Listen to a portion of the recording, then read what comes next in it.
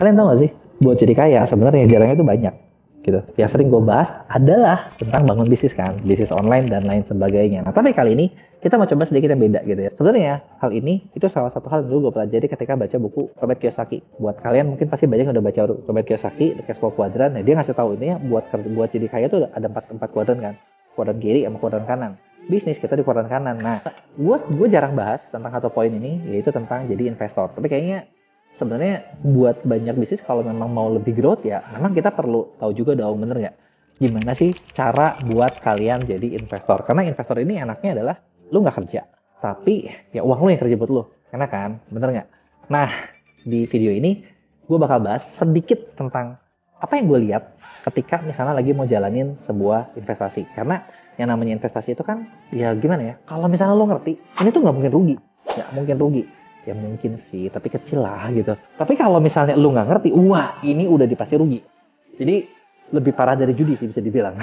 Kecuali kalau kalian benar-benar beruntung banget, gitu kan, termasuk orang-orang awam zaman dulu yang ketika Bitcoin pertama baru mulai $1, lu beli $100, wah kaya raya sekarang. Dan lu nggak jual. Jualnya benar-benar di puncak. Tapi orang-orang seperti itu tuh kayaknya jarang banget gitu ya. Kecuali kalau mungkin kita dikasih wangsit gitu ya, bisikan dari dari masa depan, ini bakal kayak gini gitu ya. Nah, terus kalau misalnya nih, apa yang gue lihat dari satu perusahaan sebelum melakukan yang namanya investasi gitu ya. Pertama, gue pasti bakal lihat dulu proposal dari perusahaan yang ngajuin pendanaan tersebut. Biasanya nih, kan ngajuin pendanaan macam-macam ya. Ada yang modelnya kayak kita beli saham. Kalau beli saham sih sebenarnya lu bukan lihat proposalnya ya. Sebenarnya ada juga prospektusnya, lu bisa lihat. Cuman itu banyak juga nih analisa keuangan yang lainnya gitu ya. Ini gue nggak bahas, tapi ini gue bahas mungkin kalau misalnya kalian mau lihat satu perusahaan startup, satu perusahaan yang masih baru. Karena kan sekarang banyak juga ya anak-anak yang bikin bisnis terus cari investor, bener nggak? Dan investor ini angkanya nggak gede-gede kok. Kadang mereka cuma butuh funding sekitar 100 juta, paling gede 1 miliar atau 5 miliar atau 10 miliar, yang nggak sampai gede-gede banget gitu loh. Nah, yang pasti bakal lihat adalah lihat dulu nih proposal dari perusahaan itu yang ngajuin pendanaan. Nah, ketika dilihat, apa yang dilihat? Kan itu kan, bener nggak?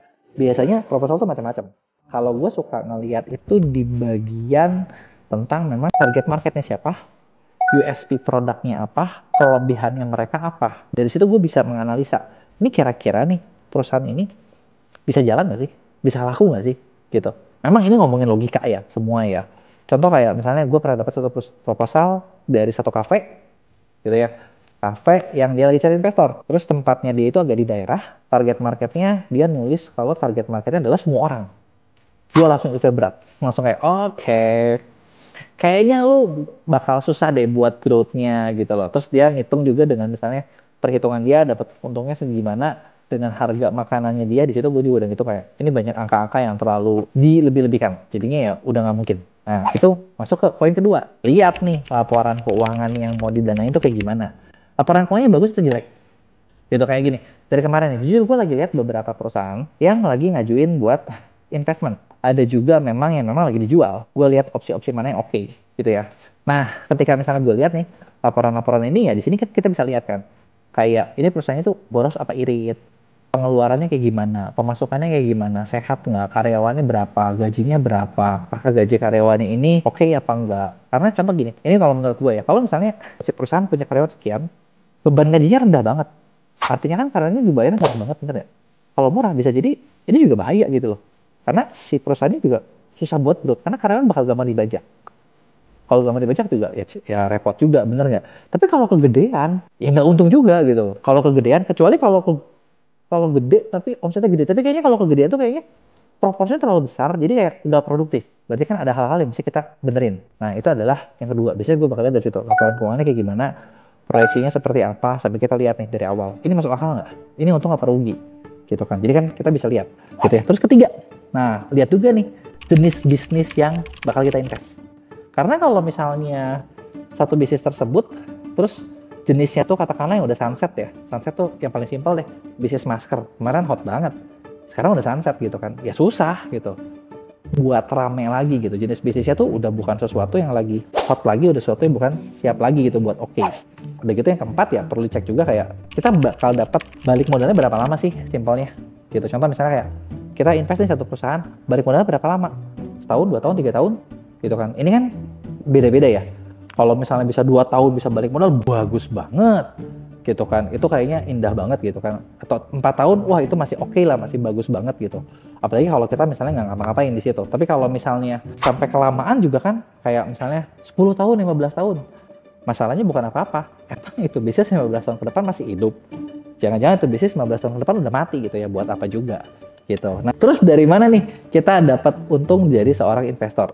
Yang pasti pertama nih bisa dibilang ya dapat dari pembagian keuntungan kan, atau revenue sharingnya kan. Misalnya kayak contoh gini, perusahaan yang kita invest dalam waktu 1 tahun untung sekian, kalian punya saham sekian.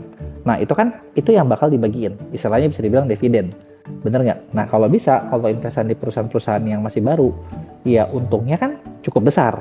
Nah kalau untungnya belum ada, gimana perusahaan masih tumbuh terus? Yang kedua yang kita ambil yaitu valuation game, atau ya ibaratnya gini simpelnya, kalau kalian mau ternak sapi nih, untung tuh ada 2. Satu, kalian untung dari dapat susu.